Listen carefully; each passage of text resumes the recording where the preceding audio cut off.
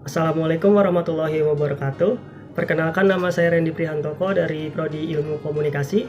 Video kali ini bertujuan untuk memenuhi UTS Karakter Keislaman. Ada beberapa pembahasan yang akan saya bahas di video kali ini. Yang pertama, ini ada macam-macam najis dan cara mensucikannya. Nah, sebelum kita melakukan ibadah, alangkah baiknya diri kita lebih bersih atau bersuci terlebih dahulu, ya kan?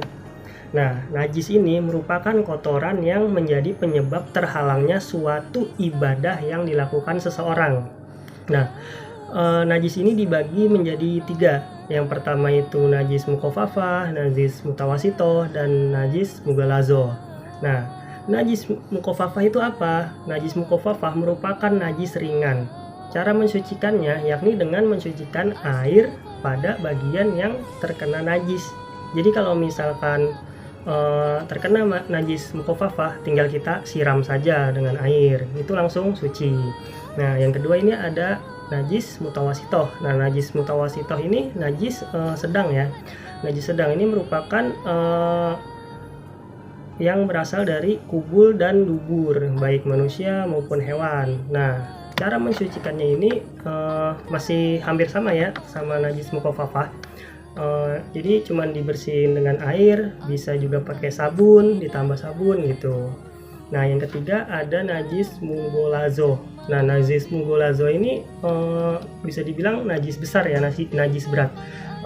Misalkan liur anjing atau mungkin babi gitu ya, itu termasuk najis mughalazoh. Nah, cara mensucikannya gimana? Cara mensucikannya itu bisa dengan menggunakan dicuci air 7 kali dan salah satunya dengan tanah. Materi selanjutnya masih berhubungan dengan najis ya. Ini adalah macam-macam air untuk toharoh ya. Toharoh itu artinya mensucikan. Nah, air yang mensucikan lagi menyucikan ya. Jadi ada beberapa macam air yang bisa mensucikan. Di antaranya itu ada air hujan, air laut, air sungai, air sumur, air mata air gitu, air es, embun, dan salju juga bisa.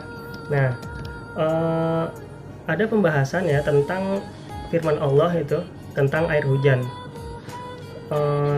Di surat Al-Anfal ayat 11, ingatlah ketika Allah membuat kamu mengantuk untuk memberi ketentraman darinya, dan Allah menurunkan air hujan dari langit kepadamu untuk mensucikan kamu dengan hujan itu dan menghilangkan gangguan-gangguan setan dari dirimu dan untuk menguatkan hatimu serta memperteguh telapak kakimu. Dan adapun air laut ya, air laut ini suci berdasarkan sabda Nabi ya, yang berbunyi dia air laut, suci airnya dan halal bangkainya. Sabda ini disahihkan oleh Ibnu Hibban, Ibnu Sakan, At-Tirmizi, dan Al-Bukhari. Nah, air ini juga dibagi menjadi 4 macam ya. Yang pertama itu ada air mutlak, air musyamam, air mustakmal, dan air najis. Nah, yang pertama ini adalah air mutlak. Nah, air mutlak ini yakni air yang suci lagi mensucikan dan tidak makruh untuk bersuci. Nah, jadi air mutlak ini bisa untuk menghilangkan hadas dan najis. Nah, yang kedua ini ada air musyamam. Air musyamam ini air yang terkena sinar matahari sampai panas. Air ini suci mensucikan tapi makruh untuk dipakai bersuci. Nah, yang ketiga ada air mustamal, yakni air yang telah dipakai untuk bersuci. Air ini suci tapi tidak mensucikan, tidak boleh dipakai untuk bersuci. Tapi kalau belum berubah rasa dan baunya masih tetap suci.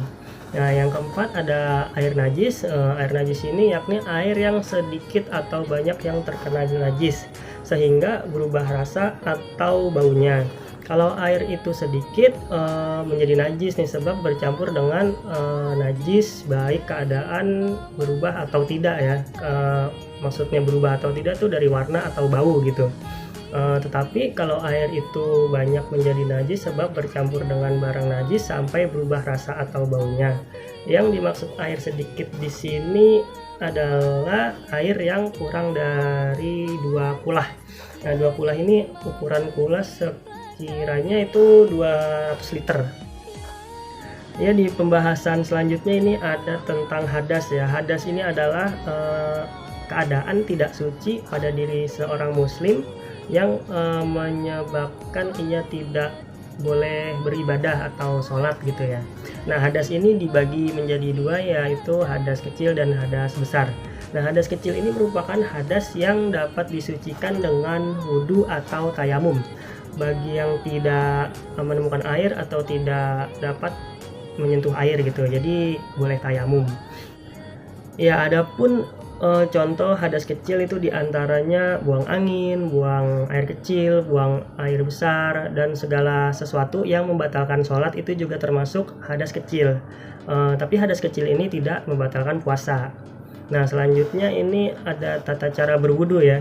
Tata cara berwudu ini yang pertama itu adalah niat ya. Niatnya itu mungkin kalian udah tahu semua ya, nawaitu wudu alirofil hadasi asgor fadulillahi ta'ala. Nah, yang kedua ini membasuh telapak tangan sebanyak 3 kali hingga sela-sela jari ya. Terus yang ketiga adalah berkumur 3 kali. Yang keempat membersihkan lubang hidung sebanyak 3 kali, hirup airnya lalu keluarkan, hirup keluarkan, hirup keluarkan ya. Nah, yang kelima ini membasuh wajah mulai dari ujung kepala mengenai rambut hingga ke bawah dagu sebanyak 3 kali.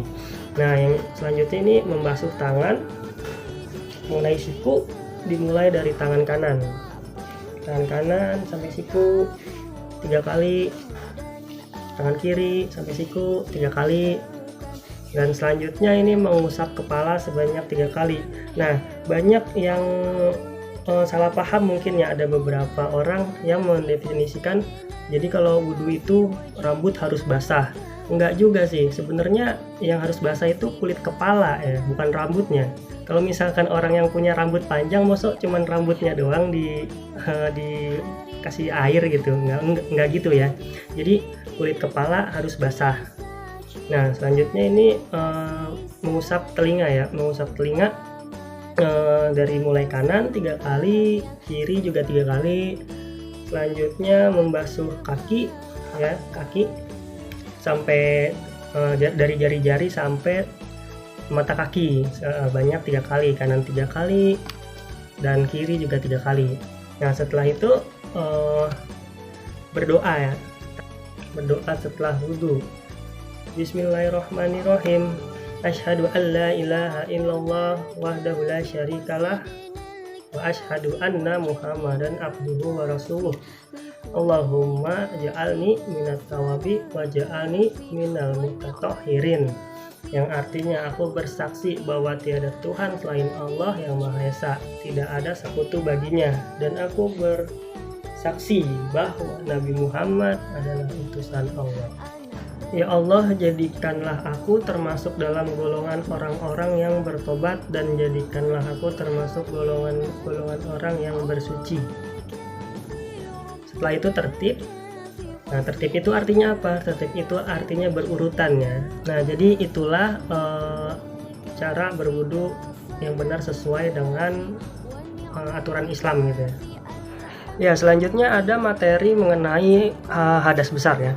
Hadas besar ini ialah hadas yang hanya dapat disucikan dengan mandi wajib ya. Macam-macam hadas besar ini yakni keluarnya sperma karena hubungan intim, haid, dan nifas gitu. Nah, untuk mensucikan hadas besar ini cukup melakukan mandi wajib atau mandi besar ya. Nah, mandi besar ini adalah mandi yang diwajibkan bagi setiap muslim agar kembali bersuci gitu. Nah, di sini ada tata caranya. Tata cara mandi wajib ini sebagai berikut ya. Ya, yang pertama ada niat, yaitu niatnya nawaitu gusla lirofil adasil akbari fardo lillahi ta'ala, yang artinya aku berniat mandi besar untuk menghilangkan hadas besar fardu karena Allah Ta'ala. Lalu selanjutnya yang kedua ini ada mencuci tangan ya, mencuci tangan sampai 3 kali. Hal ini bertujuan agar tangan bersih dari najis. Nah, yang ketiga membersihkan bagian tubuh yang dianggap kotor. Nah, bagian tubuh ini yang dianggap kotor adalah bagian sekitar kemaluan ya. Yang keempat, mencuci tangan kembali setelah membersihkan bagian yang kotor. Hal ini dapat dilakukan membersihkan tangan dengan menggunakan sabun, mau sabun, sampo, ataupun pokoknya yang bersifat membersihkan gitu ya. Nah, yang kelima, berwudu. Lakukan tata cara berwudu seperti dilakukan sebelumnya ini, yang waktu mau sholat gitu ya, berwudu waktu sholat gitu. Nah, yang keenam, ini membasuh kepala ya. Membasuh kepala ini dengan air sebanyak 3 kali sehingga pangkal rambut atau kulit kepala itu terkena ya. Nah, selanjutnya memisah-misah rambut. Nah, memisah-misah rambut dengan cara menyela-nyela rambut nih menggunakan jari tangan. Nah, terus yang ke-8 ini membasuh seluruh tubuh. Nah, setelah 7 hal itu terlaksanakan, selanjutnya membasuh seluruh tubuh ya, dari ujung rambut sampai ujung kaki gitu. Oke, selanjutnya ada materi tentang sholat ya. Rukun sholat ini merupakan setiap perbuatan atau perkataan yang membentuk hakikat sholatnya.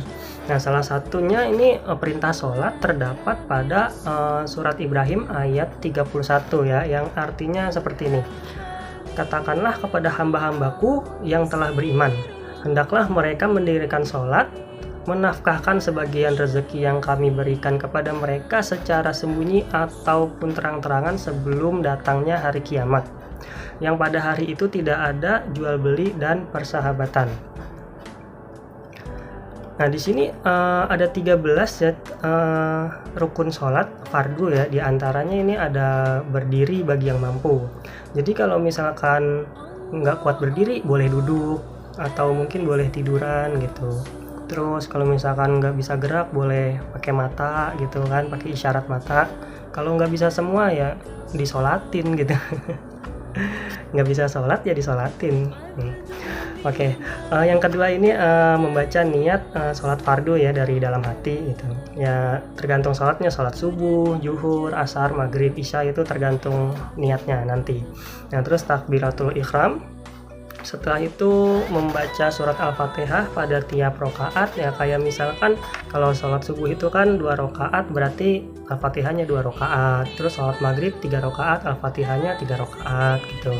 Nah, terus setelah itu ruku dengan tumakninah. Nah, ruku dengan tumakninah itu artinya apa? Tumakninah itu artinya berhenti sejenak ya. Jadi jangan buru-buru. Kalau ruku langsung berdiri lagi, jangan gitu ya. Jadi Allahu Akbar, ruku dengan tumakninah ya. Nah, selanjutnya itidal juga dengan tumakninah. Setelah itidal itu sujud dengan tumakninah juga. Nah, ya selanjutnya duduk di antara 2 sujud dengan tumakninah lagi. Selanjutnya duduk tasyahud akhir, membaca tasyahud akhir, membaca sholawat Nabi, salam, dan tertib. Nah, jadi tertib ini artinya tuh berurutan ya, dari 1 sampai 12 tuh harus tertib gitu. Jangan nanti sujud dulu terus baru ruku, jangan gitu ya. Nah, terus di sini ada syarat sholat fardu ya. Sebelum melakukan rukun sholat fardu ini terlebih dahulu harus memenuhi syarat dalam sholat ya, yang akan dipaparkan sebagai berikut nih. Yang pertama itu beragama Islam. Ya jelas ya kan. Ya orang mau sholat kan emang buat beribadah kepada Allah ya. Jadi harus agama Islam gitu. Nah, terus yang kedua sudah balik dan berakal. Nah, sudah balik dan berakal ini maksudnya apa? Jadi kewajiban yang sudah balik itu emang benar-benar wajib untuk sholat. Jadi yang belum balik ya belum wajib untuk sholat. Tapi lebih baik balik ataupun tidak balik itu ya sholat gitu. Ya, yang ketiga ini suci dari hadas atau najis. Nah, tadi sebelumnya kan udah diberitahu ya, hadas dan najis ini cara mensucikannya gimana. Jadi sebelum sholat harus suci terlebih dahulu. Yang keempat ini suci seluruh anggota badan, pakaian, dan tempat. Nah, jadi kita sholat tuh harus benar-benar bersih gitu ya kan, kecuali dalam keadaan darurat ya, kayak misalkan lagi berperang atau apa. Tapi zaman sekarang mungkin udah nggak ada ya berperang, jadi dimaksimalkan ketika kita beribadah, kita menghadap diri kepada Allah itu ya harus bersih, pakaian bersih, tempat bersih, badan juga bersih, semuanya bersih. Nah, yang kelima ini menutup aurat. Nah, sebagaimana ya, aurat cewek sama cowok itu kan berbeda ya. Jadi pakaiannya juga harus disesuaikan ketika kita mau sholat gitu. Nah, selanjutnya ini yang keenam, sudah memasuki waktu yang ditentukan untuk masing-masing sholat fardu. Nah, jadi kalau misalkan kita mau sholat subuh ya di waktu subuh, kita mau sholat zuhur di waktu zuhur, jangan kebalik, kita sholat subuh di waktu zuhur, kita sholat zuhur di waktu subuh, nggak boleh gitu ya. Nah, selanjutnya yang ketujuh ini menghadap kiblat. Nah, kiblat kita kan ada di Mekah ya, jadi kita menghadap Ka'bah gitu. Nah, selanjutnya yang kedelapan ini mengetahui mana yang rukun dan mana yang sunnah. Nah, tadi udah dibahas ya kan, yang rukun kayak membaca Al-Fatihah. Nah, gimana kalau misalkan baca surat pendek? Nah, surat pendek itu sunnah. Jadi kalau misalkan nggak dibaca tidak apa-apa, tapi kalau dibaca juga boleh, dapat pahala. Nah, selanjutnya ini juga ada hal yang membatalkan rukun sholat fardu ya. Setelah mengetahui rukun dan syarat melaksanakan sholat fardu, kiranya wajib pula untuk mengetahui hal-hal yang membatalkan sholat nih, agar sholat dapat diterima Allah. Nah, ya kan? Nah, yang pertama ini jika salah satu syarat atau rukun sholat tidak dikerjakan atau sengaja tidak dikerjakan. Yang kedua, menambah rukun berupa perbuatan ya, kayak misalkan gimana ya, harusnya kan cuman takbir doang terus tapi kita main-mainin gitu ya, itu membatalkan sholat namanya. Atau mungkin setelah baca Al-Fatihah aminnya teriak amin gitu itu ya namanya melebih-lebihkan ya. Terus ketiga terkena najis yang tidak dimaafkan. Nah, terkena najis yang tidak dimaafkan mungkin di sini kayak terkena kotoran ayam atau kotoran kucing gitu kan, tiba-tiba lagi sholat ada ayam lewat atau kucing lewat, biasanya sih kucing yang masuk masjid ya gitu. Nah, terus terbuka aurat. Nah, terbuka aurat juga salah satu membatalkan sholat fardu ya. Nah, membelakangi kiblat juga tuh, kalau misalkan kita membelakangi Ka'bah ya itu batal juga sholatnya, malah nggak diterima mungkin ya. Yang keenam, berkata-kata dengan sengaja tuh. Berkata-kata dengan sengaja kan ya membatalkan, salah satu alasan membatalkan sholat fardu. Jadi kita juga nggak boleh berkata-kata di luar bacaan sholat ya. Terus yang ketujuh, mengubah niat sholat. Nah, mengubah niat sholat ini juga batal ya, kayak misal tadi tuh kita sholat subuh tapi niatnya sholat zuhur, kan nggak nyambung gitu ya. Terus mendahului imam juga termasuk yang membatalkan sholat, kayak misal imamnya baru mau ruku nih tapi kita udah sujud duluan, kan itu ya namanya membatalkan sholat fardu gitu. Terus makan dan minum. Nah, makan minum ini juga salah satu membatalkan sholat fardu ya. Jadi kita pas sholat tuh seperti orang puasa ya, jadi nggak boleh makan, nggak boleh minum ya, kita harus fokus gitu beribadah kepada Allah. Terus selanjutnya ke-10, tertawa terbahak-bahak. Nah, tertawa terbahak-bahak ini juga membatalkan ya sholat fardu. Bergerak berturut-turut 3 kali atau lebih ya. Jadi ketika kita sholat tuh misal kita gatel ya kan, gatel garuk gini aja set, nah jangan jangan berlebihan gitu ya. Jadi itu salah satu juga termasuk hal yang membatalkan sholat fardu gitu. Nah, yang terakhir nih yang ke-12, murtad. Ya namanya murtad ya kan, masa lagi sholat murtad. Ya itu salah satu membatalkan juga. Oke, selanjutnya ada materi tentang rukun dan sunnah puasa Ramadan. Apa sih itu puasa? Ya, puasa itu adalah menahan diri dari segala hawa nafsu ya, dari makan, minum, ya apapun itu, pokoknya segala nafsu ya. Nah, puasa ini diawali dengan niat ya. Nah, niat dan doa di bulan Ramadan ini merupakan tahapan penting ya dalam menjalani puasa. Soalnya kalau nggak niat ya puasanya tidak sah gitu. Niat doa puasa Ramadan ini bisa diucapkan sebelum subuh ya, atau mungkin pas hari malamnya gitu setelah sholat tarawih. Nah, di sini juga ada hal yang disunahkan ketika berpuasa. Nah, yang pertama ada sahur. Jadi sahur ini bisa dibilang untuk meringankan ya, kan kita berpuasa selama dari habis subuh sampai habis maghrib tuh, kan lumayan lama ya. Jadi sunahnya itu sahur. Jadi kalau misalkan nggak sahur juga nggak apa-apa gitu. Terus selanjutnya segera berbuka saat waktu buka puasa. Nah, kan ada kan orang yang menunda-nunda tuh, kayak misalkan dia udah masuk berbuka puasa nih, udah azan maghrib, tapi dia nanti dulu makannya gitu ya. Ini salah satu sunahnya ya. Terus membaca doa buka puasa. Nah, membaca doa buka puasa ini juga salah satu hal yang disunahkan. Selanjutnya berbuka dengan yang manis-manis. Nah, berbuka yang manis-manis ini termasuk sunah juga ya. Kan ada kan orang yang bilang berpuasa itu harus wajib yang manis-manis. Bukan wajib sebenarnya.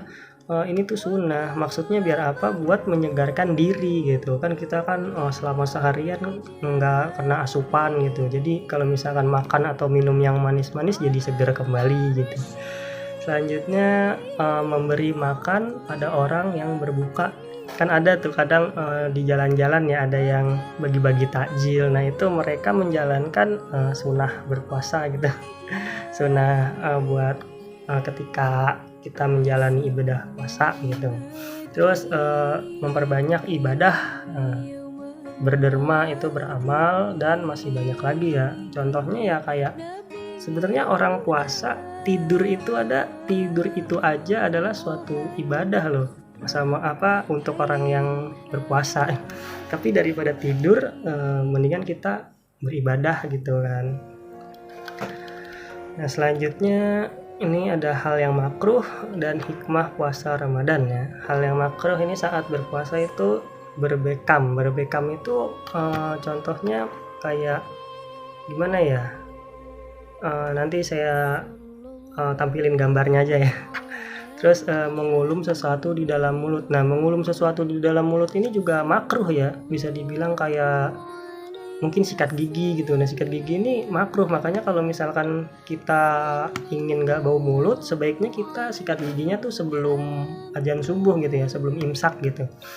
Terus ini merasakan makanan dengan lidah, contohnya saat memasak dan mencicipi. Nah, mencicipi masakan kan kadang biasanya para perempuan gitulah ya masak, tapi ini keasinan atau enggak, terus kita cicipin di lidah doang. Nah, itu termasuk makruh. Selanjutnya memakai wangi-wangian. Memakai wangi-wangian itu kayak parfum, pokoknya ya wangi-wangian segala macam lah ya, itu juga termasuk makruh. Nah, selanjutnya ini ada bersiwak atau menggosok gigi saat terkena terik matahari tuh. Kalau orang Arab kan kadang siwak-siwak gitu ya. Termasuk yang tadi sih mengulum gitu kan, sikat gigi itu namanya makruh. Terus selanjutnya berkumur di luar kumur wudhu. Nah, kan ada kan kayak orang yang aduh panas banget nih, aus gitu, terus tiba-tiba ke kamar mandi ngambil gayung ciduk kumur-kumur. Itu makruh ya. Soalnya kan kayak gimana ya, pasti kalau misalkan kita kumur-kumur ada sisa-sisa air gitu kan di dalam mulut ya. Kalau misalkan ketelan ya bisa aja itu batal kan. Terus ini hal yang memperbolehkan untuk tidak berpuasa atau membatalkan puasa. Nah, ini ada misalnya dalam perjalanan jauh ya, kayak kita pulang kampung atau mungkin pergi kemana gitu dalam jarak tertentu. Jadi itu kan dalam perjalanan jauh kita capek gitu ya kan. Nah, itu diperbolehkan. Tapi diperbolehkan boleh ini ya, tidak berpuasa, tapi nanti juga diganti gitu. Terus ada orang tua yang berusia lanjut, nah jadi kayak misalkan udah tua, kakek-kakek, nenek-nenek, itu diperbolehkan ya. Terus ini dalam keadaan sakit. Nah, dalam keadaan sakit ini kan kadang ya kita harus minum obat 3 kali dalam sehari. Nah, itu jadi diperbolehkan tidak berpuasa, tapi ya nanti juga diganti gitu. Terus ada wanita menyusui dan hamil. Jadi kalau misalkan hamil dan menyusui itu juga diperbolehkan tidak berpuasa, nggak apa-apa. Tapi ya nanti diganti gitu. Terus ini ada hikmah puasa Ramadan. Nah, hikmah di sini adalah untuk melatih kesabaran, membentuk akhlakul karimah, terus memengaruhi kondisi fisik menjadi sehat. Kan ada yang orang buat apa sih puasa gitu kan, ujung-ujungnya nanti bikin badan sakit. Nah, itu salah. Jadi berpuasa itu bisa bikin badan sehat, terus menimbulkan rasa syukur, ya kan. Menimbulkan rasa syukur di sini maksudnya apa? Jadi itu kita merasakan ya gimana orang-orang di luar sana yang memang kurang makan gitu. Jadi kita merasakan ketika kita puasa, oh rasa puasa tuh lapar gitu kan. Terus ini meningkatkan ketakwaan dalam diri seseorang, terus membersihkan diri dari dosa-dosa, membiasakan diri hidup hemat, ya kan. Kadang kita kalau nggak puasa kan ngemil sana ngemil sini gitu, jadi kalau pas puasa kan ya kita nggak makan nggak minum, jadi awet duitnya. Oke, selanjutnya ada tentang wirid. Nah, wirid ini adalah doa setelah sholat wajib gitu, membaca zikir serta doa setelah sholat wajib. Nah, di sini yang pertama itu membaca astagfirullah sebanyak 3 kali gitu, astagfirullah, astagfirullah, astagfirullah. Lalu disambung dengan Allahumma antas salam wa minkas salam tabarakta ya jalzala wal ikram. Disambung lagi subhanallah sebanyak 33 kali gitu, subhanallah, subhanallah, subhanallah sebanyak 33 kali. Disambung dengan alhamdulillah, alhamdulillah, alhamdulillah sebanyak 33 kali. Ya, lalu disambung dengan la ilaha illahu wahdahu la syarikalah lahul mulku walahul hamdu wa huwa ala kulli syai'in qadir.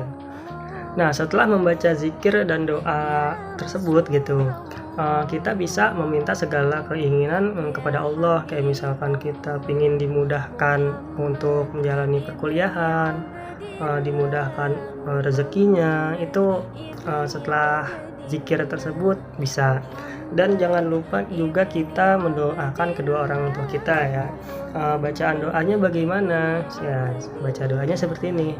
Rabbi firli wali walidayya warhamhuma kama rabbayani shaghira. Yang artinya, Tuhanku ampunilah dosaku dan dosa kedua orang tuaku. Sayangilah mereka seperti mereka menyayangiku di waktu kecilku ya.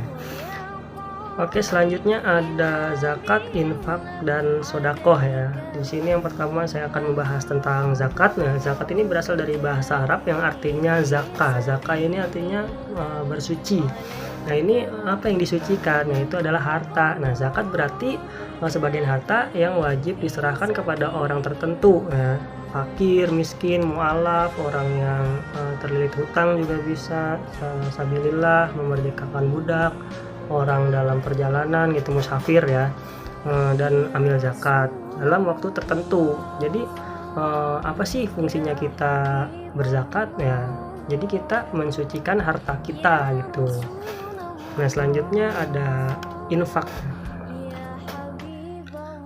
Ya, selanjutnya ada infak. Nah, infak ini berasal dari kata anfaka yang bermakna mengeluarkan atau membelanjakan harta. Nah, di sini infak berarti itu mengeluarkan sebagian harta atau penghasilan untuk kepentingan yang diperintahkan Islam, kayak misalkan menafkahi keluarga gitu, membantu dana untuk yatim piatu, fakir, miskin, menyumbangkan untuk operasional masjid gitu kan, pembangunan masjid, terus menolong orang yang terkena musibah gitu. Nah, itu infak. Nah, selanjutnya ini ada sedekah ya. Sedekah ini berasal dari kata sidqoh dalam bahasa Arab yang artinya benar. Nah, menurut tafsir para ulama, orang yang suka bersedekah ini adalah orang yang benar mengakui imannya. Jadi sedekah adalah perwujudan sekaligus cermin keimanan. Jadi ketika kita ingin menguatkan iman ya kita harus bersedekah gitu. Nah, jadi di sini sedekah itu berarti pemberian sukarela kepada orang lain ya, terutama kepada orang-orang miskin. yang tidak ditentukan jenis ya, jumlah maupun waktunya. Jadi kalau sedekah tuh bisa kapan aja. Kalau tadi zakat kan ada waktu tertentu gitu. Nah, terus sedekah ini juga tidak terbatas ya, bisa berupa material, bisa berupa jasa gitu, bahkan senyum pun itu bisa dianggap bersedekah gitu. Oke, mungkin sekian dari saya, kurang lebihnya mohon maaf apabila ada salah-salah kata atau kata yang menyinggung. Assalamualaikum warahmatullahi wabarakatuh.